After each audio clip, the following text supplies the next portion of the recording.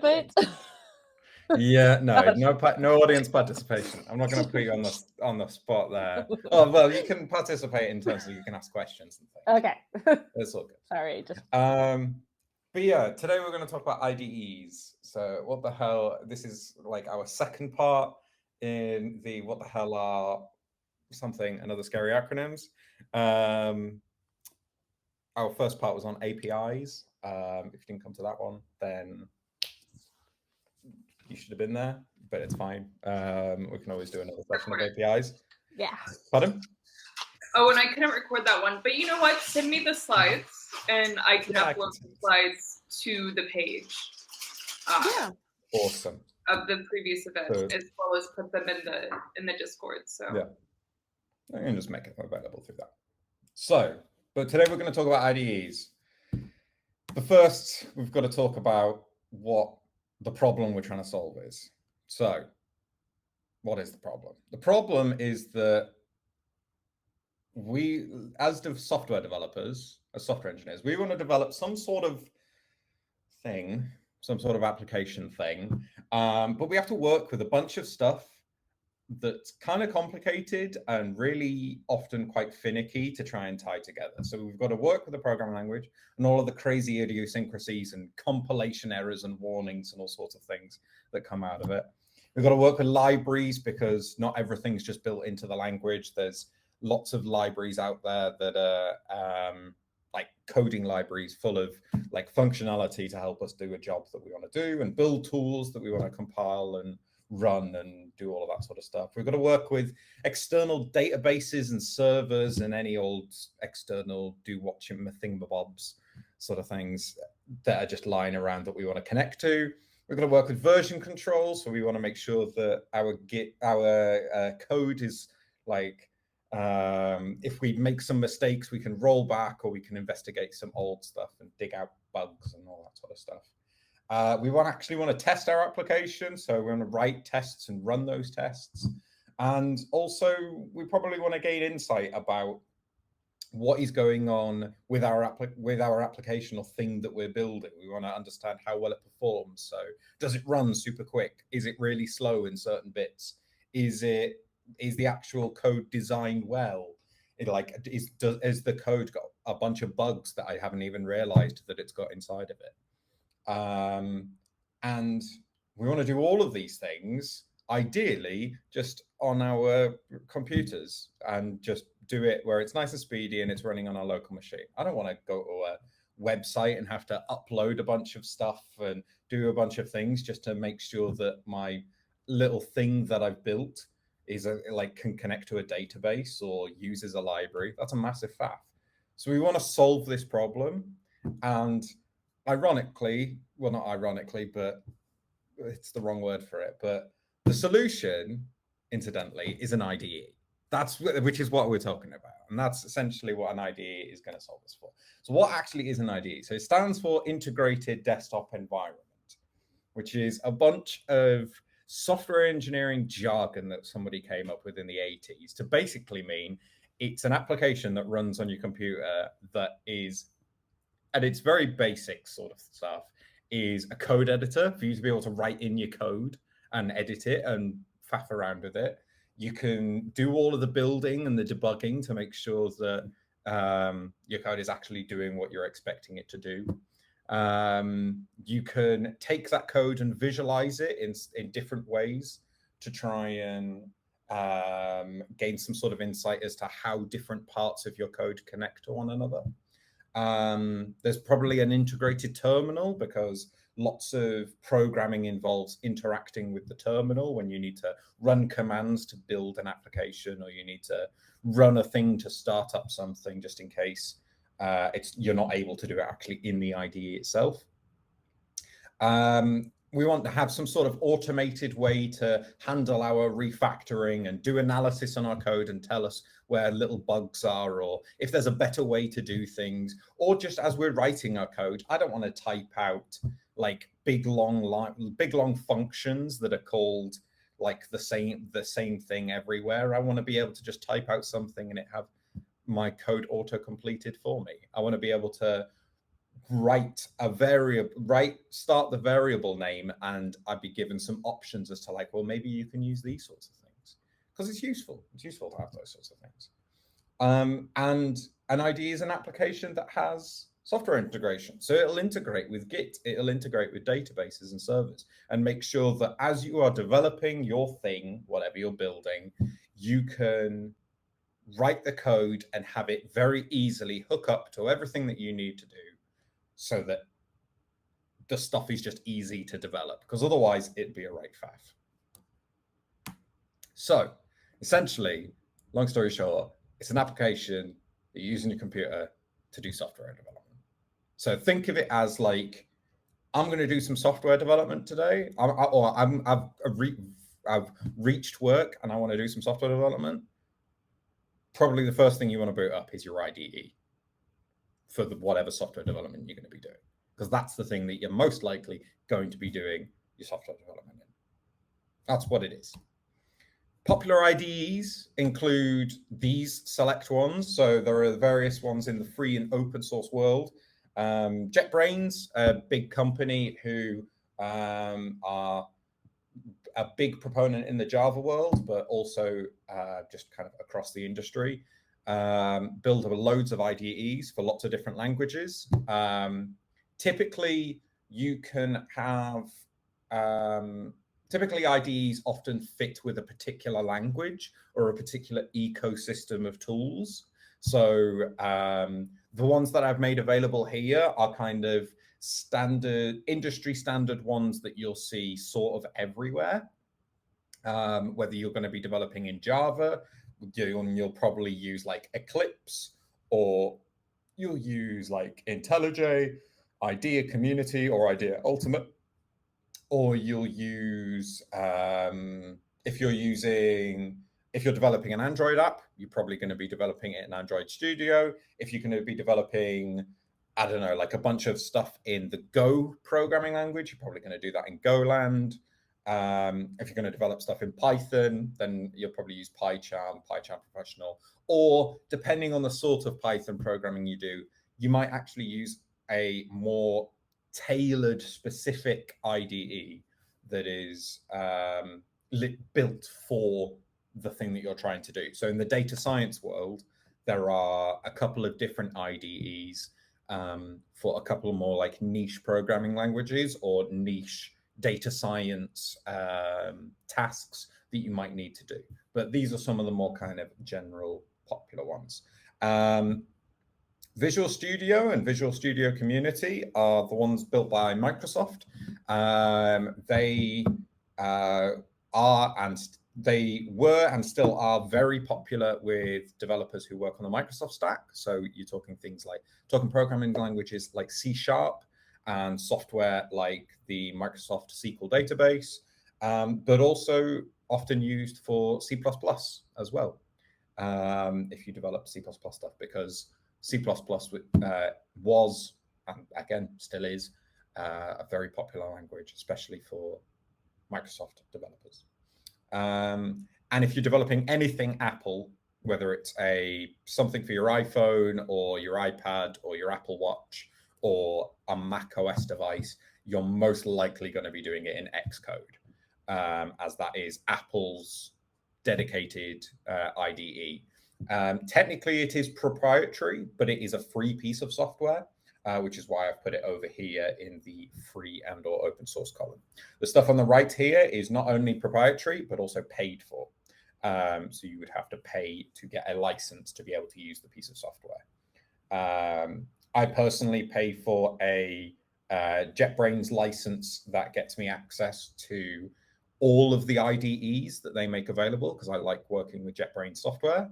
I've been using it for most of my career, and I mainly work on platform stuff, Java stuff, and front-end stuff.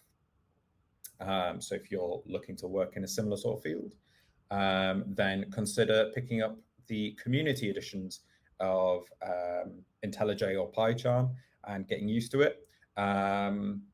But then again, all IDEs follow pretty similar principles of having a code editor and having lots of different integrations with databases and things.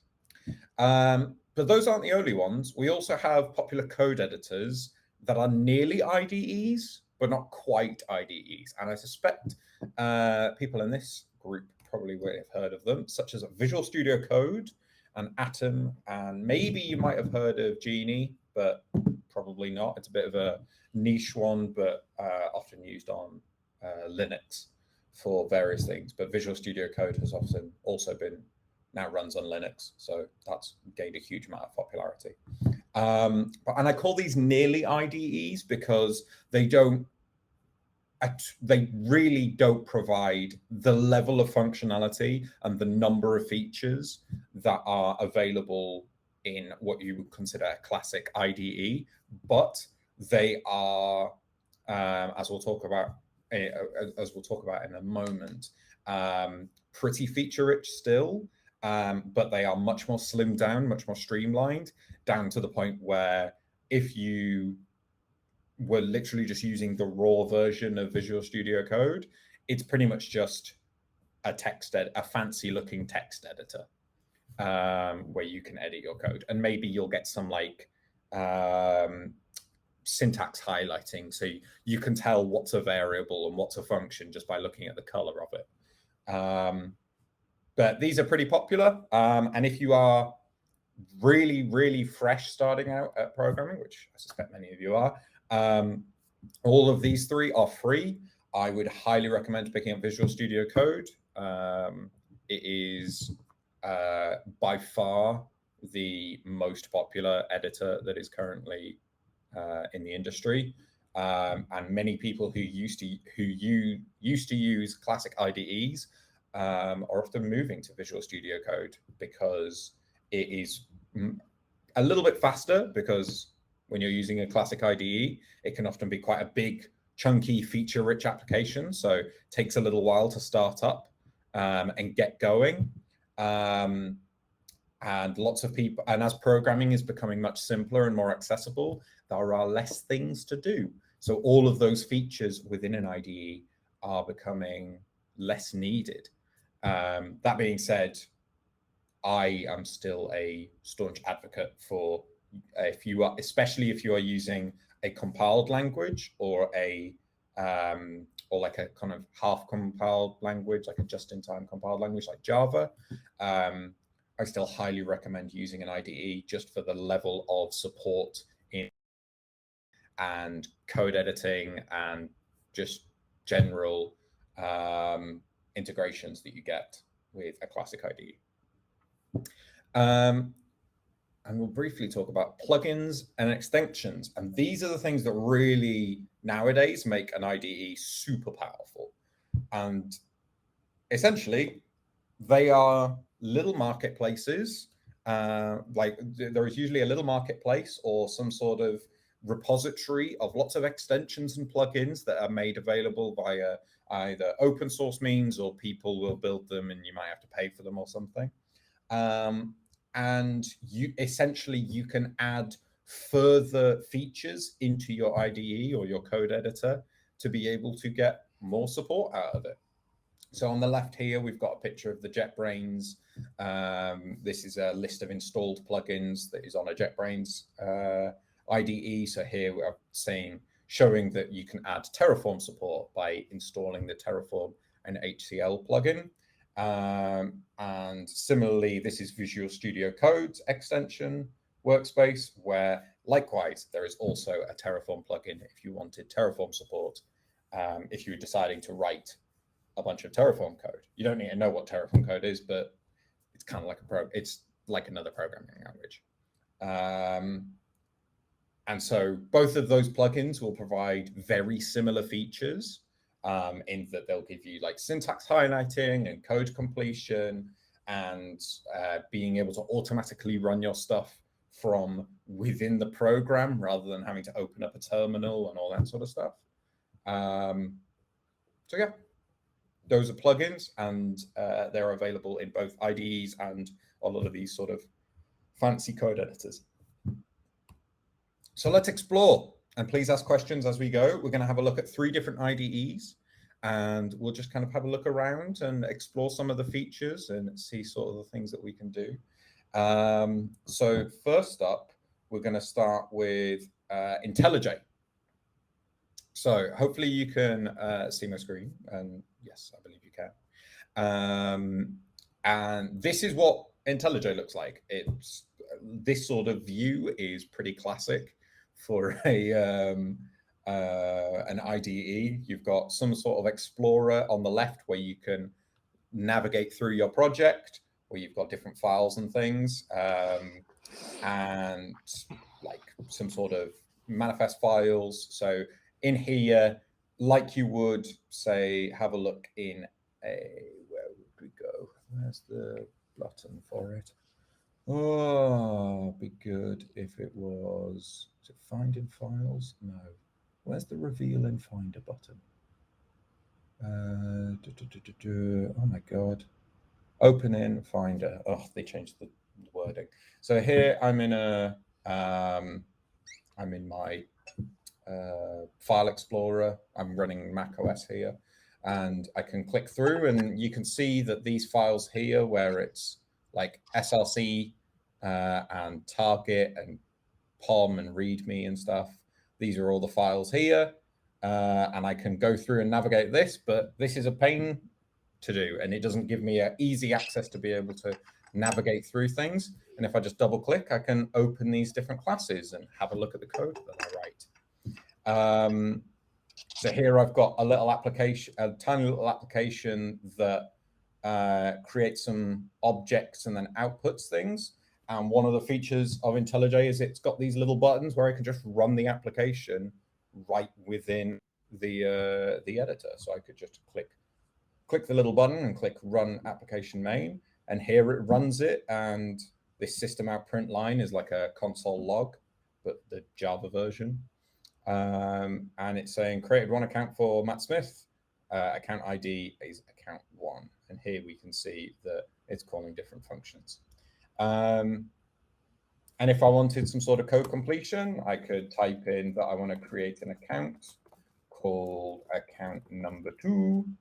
And I'm going to create it as a new account. And here you can see I've got like these little pop-up windows where this is the code completion features. So you get sort of hints as to what you might want to do, like, sure, I might want to create an account or an action or an accessible or all sorts of things. In this case, the IDE has figured out that I probably want to create an account, which is why it's put it up at the top. So I can just, without having to type any more code, just press enter and it will auto-fill it, even create all the brackets and everything. And it's already also said that, hey, you might want to create a string like this, object when you're creating it needs to have a string, a person, and an address when you're creating an account. So I can type in some string, and then I need to create a person. So I'll create a new person, and the person requires an ID. So some ID. And a name, let's say Brittany, and what's this last one? Age. And here's another little feature, is that it's come up with little pop-ups to say, hey, look, this property is related to the ID, related to the name, related to the age. So without even having to press my little macro function thing to bring up that pop-up again, it's already telling me about these things. So these are the sorts of like very simple features that an IDE will offer you. I'm going to stop writing code there because that was getting boring. If I wanted to build the application, I've got little buttons to build it, or I can just open the build menu and click build. If I want to investigate stuff to do with my Git history and I'm doing version controls, I can open up Git and have a look at things there, and have a look at the changes that have been made. If I wanted to run the application, I can rerun it by just clicking this thing. And here, oh, look, there's an error because I didn't finish writing that code. It popped up that it's got an error, and it said it's an illegal expression, and it was also expecting a semicolon at the end of the line. Well, let's put the semicolon at the end of the line, and I'm just going to, instead of doing that, I'm just going to say null, null. All of the red seems to have gone. It's complained a bunch because it's saying, remove this useless assignment to a local variable because I've defined a local variable. So if I say s out there, even another thing that the IDE is doing for me, if I start to know certain shortcuts that the IDE offers, this I don't have to no longer type out system.out.println to be able to output something. I can just type s out and then press tab, and it also will fill in the line for me. And so it's just helping me write my code by just speeding things up. And these are the sorts of things that you can do. Is that shortcut an extension, or is it part of the IDE? That's built into the IDE. Nice. So far, I don't think I've shown you any, well, aside from the Sonar lint stuff, which I installed as an extension, everything that I've showed you so far is stuff that's built into the IDE. So if you've worked with Node.js projects or front-end projects, you're possibly familiar with NPM, which is the Node package manager, and it allows you to install things when you're working with JavaScript. In Java, one of the most common tools that you use is Maven. So I've got my little Maven file here called pom.xml.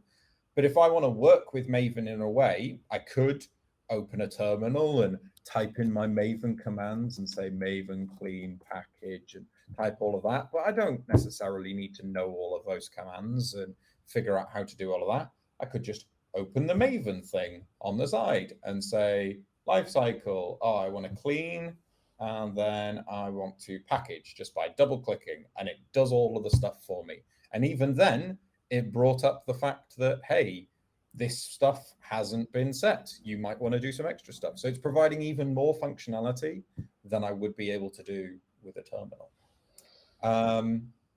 And so that's IntelliJ. This is like the big Java IDE that most people use for writing Java. The people who don't use this probably use Eclipse and are staunch advocates of Eclipse, usually because they have some sort of philosophical or moral reason for doing so. I personally don't have a huge problem with paying JetBrains some money so I can use IntelliJ. Or if I really didn't want to pay money, I could use the IntelliJ Community Edition. But in my opinion, JetBrains has done some good stuff for the industry. I mean, they invented the Kotlin language and have done a huge amount in really pushing good standards in the Java world. So I don't mind using their stuff. Let's look at the next ID.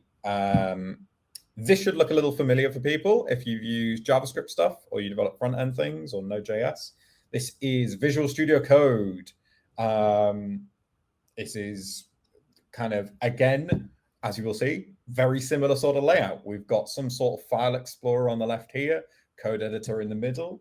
I've got various little things around. See, it says like master here and lots of stuff around. And I've got like a little account thing and some settings to have a look into it. But it's a lot more trimmed down.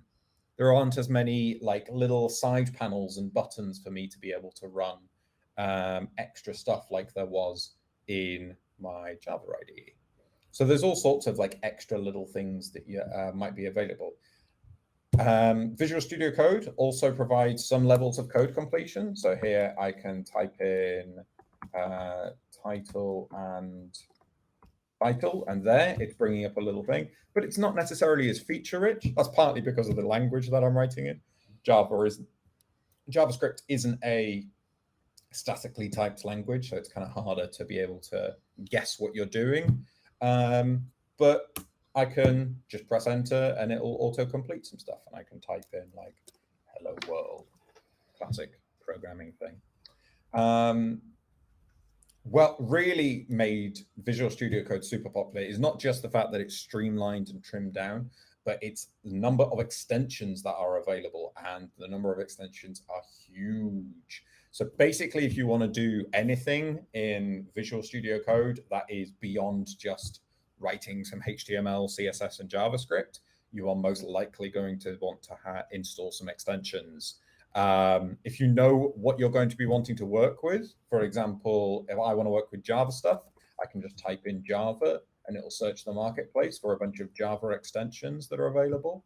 So here I could install a debugger for Java and Maven for Java, some test runners for things. And these are all built by Microsoft, which are the people who make Visual Studio Code.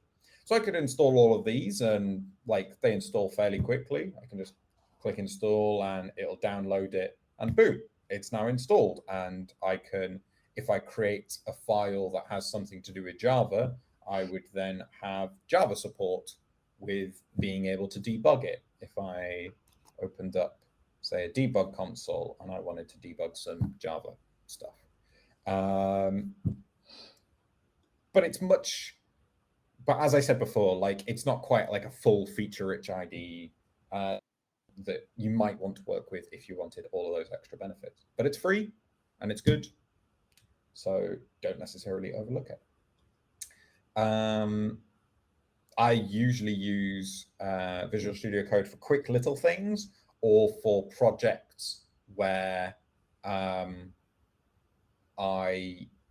where the IDE support is not really that great. So a lot of front-end stuff, the support in Visual Studio Code is often actually better than other IDEs that would provide front-end support. So you could install a bunch of plugins into the IDE and get some extra support there. But Visual Studio Code is so well used by the front-end community and by the JavaScript and TypeScript community that it is by far and away the most popular IDE for front-end and JavaScript development. That's Visual Studio Code. You can also have like little run things, but it essentially does run things just like in a little terminal as opposed to as processes. Okay, and the final one that we'll look at is a very feature-rich one, which is Android Studio. So if you're wanting to do app development with Android, you're deciding to develop it natively with Android, and like you're not choosing to do it in like React Native or something like that, you're probably going to want to use Android Studio. From the looks of it, it looks extremely similar to IntelliJ, and that is because, as I said before, it is built based on the JetBrains IntelliJ stuff. In fact, I believe as part of the, if you click on the About, it'll say powered by the IntelliJ platform. So it, like Google have looked at the IntelliJ stuff and gone, yeah, we want to do that. But it's got a bunch of extra stuff built into it. So not only has it got all the standard code editing stuff that you might want to do as part of writing some code for your app, but it's also got things like not Profiler, the app inspection tool, where you can select your app that is running and start to debug an app that might be running on your computer that you can virtualize. You could also do, some various different build variants where you might want to build different modules of your app in different ways. Android also uses Gradle as opposed to Maven, so it provides Gradle support for all of the different dependencies and things that is available. Android uses these things called layouts to be able to design your actual app front ends. And so as part of these layouts, rather than writing code, you can just write it in code. But if you didn't want to, you can literally just do drag and drop development as part of developing the app, where you can just drag components onto this. So here we've got like a little nav menu. And if I look at the app, if I look at the, is it the content menu or the fragment gallery, activity main, app bar menu, nav header menu. So here we've got a nav header menu, and I could customize what this looks like. And if you wanted to inspect those layouts, you can even open the layout inspector and have a look at some live running apps.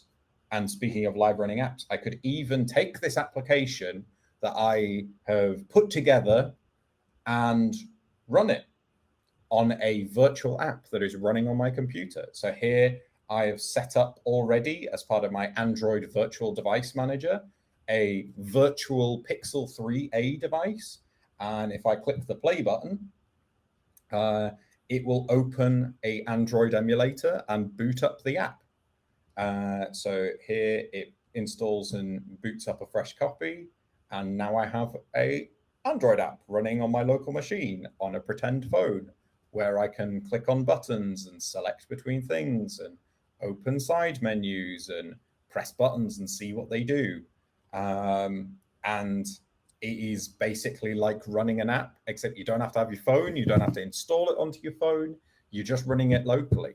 And this is, again, another one of the huge features of Android Studio and generally of a lot of IDEs, is if you're developing something that isn't necessarily for the web, or it's a website, or just a program that's going to run on your computer, if it's something that is going to be developed for a phone or some other sort of device, you can just virtualize that device and run your code on it, provided that there's an IDE and support available to do it. And I'm not going to go into it now, but the Android Studio also provides functionality that if you wanted to jump out of this virtual device and go and edit a bunch of code, and then you could just go back to the device and it will have hot reloaded all of the code and it's now freshly running. So you don't even have to like rebuild and stuff, because the IDE just takes care of reloading all of your code onto the device and making sure that it all works. Any questions about any of these IDEs? I had a question regarding the drag and drop thing design. Yes. So the components, do you have to design them yourselves, or do they come with like a preset of components that you can? Yeah. So Android by default will use the material design library that Google will provide. So you can just use the material components. And so if I wanted to have a look at, say, the fragment for gallery here, where it's got like a little component in here, and I wanted to add a button, I could just pull on like this chip component, which will then, if I size it up, would provide like one of those little toggle buttons, or I could drag and drop on a little checkbox, or I could drag and drop on a little radio group. And there's the most of the design stuff is, if you wanted to just do the drag and drop, you can then say, oh, I'm dragging out, dropping on a little button here, and I have to provide an icon. Well, maybe the icon will be a camera. And so there's loads of icons that are already pre-made for you as part of the material design library that you can just input. So I'll select the camera one here, and now I've got a button. And if I rebuild this and boot it up into the application, it will need to restart this app and rebuild it,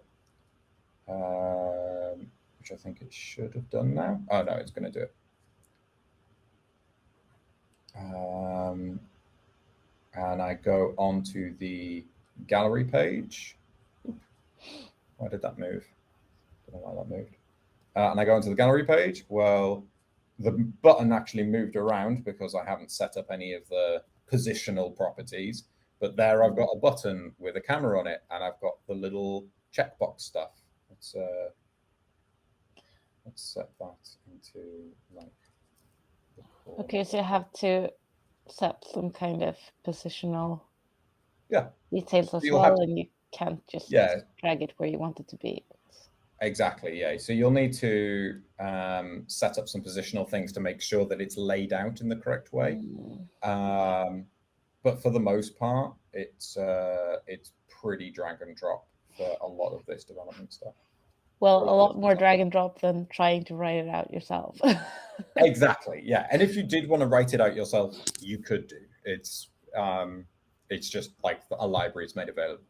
And if you're wanting to do things in Xcode, you need to have a MacBook or some sort of Mac OS device. And you can use, if I open up Finder applications, I've got Xcode installed here.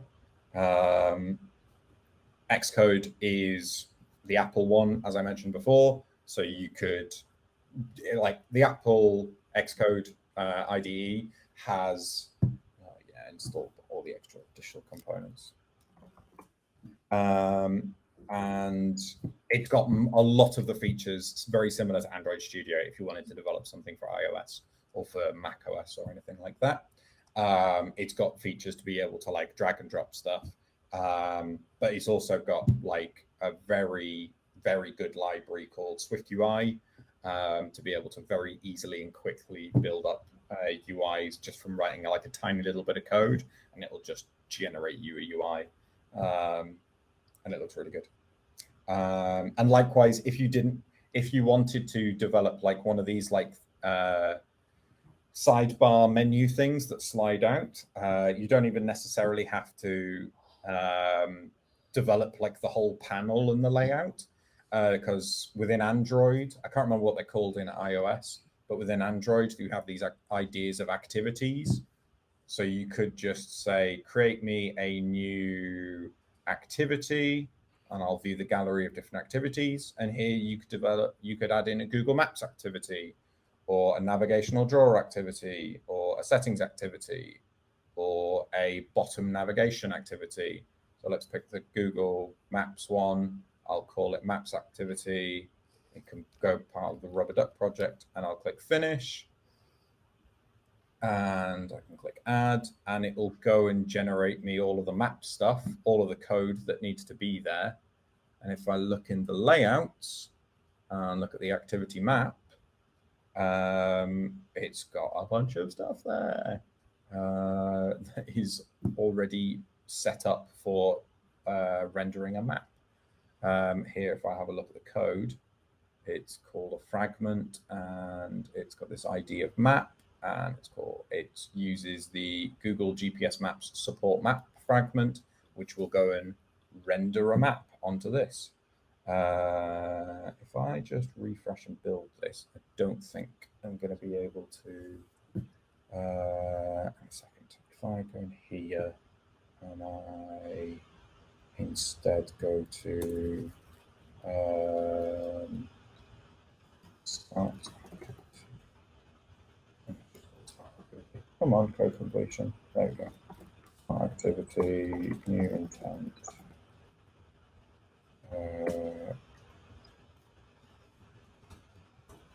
Put the intent. And I want to do. Oh, how do I do this again? I want to go to the map.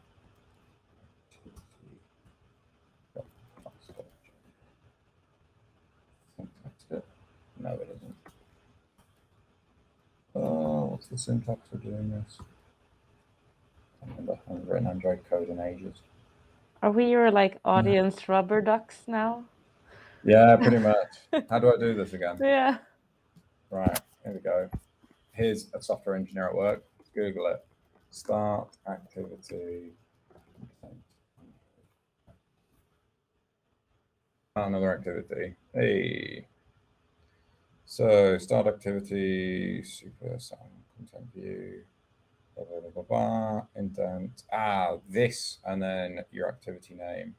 And then you can add in a bunch of stuff. So let's go back here and let's say start activity. Let's pattern this, and let's do maths activity.class.java. I'm not going to apply anything else. It's that maybe. Got the syntax. Display dot class. Oh, God. Why does that have to be so confusing? There we go, and you don't need semicolons and covenant. So if I rebuild that, it should create the main activity. Yeah, terminate it. It should create the main activity and then immediately create the maps activity. RoboDuck won't run with Google Play services, which are not supported by your device. Okay, so I need to install the Google Play services stuff, which I suspect it probably tells me in here. Applications are made throughout. Don't know. But if I wanted to have a look at maps activity, map once, I'm not ready. How the hell do you do this? Don't know. But I could press back and it'll come back to my home activity there. But as you can see, it's kind of plug in and play. And if I knew exactly what I was doing, I'd be able to fix a bunch of stuff. But hopefully that gives you a bit more context about IDEs, because this wasn't supposed to turn into a live coding session. This was just supposed to be a give an example stuff. So finally, do we have any questions?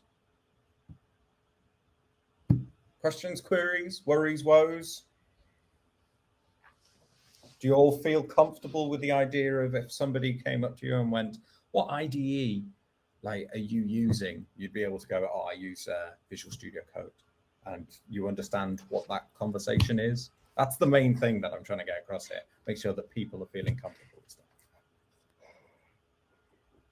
You can Yay, put nay. it on your resume. I don't know. Relevant.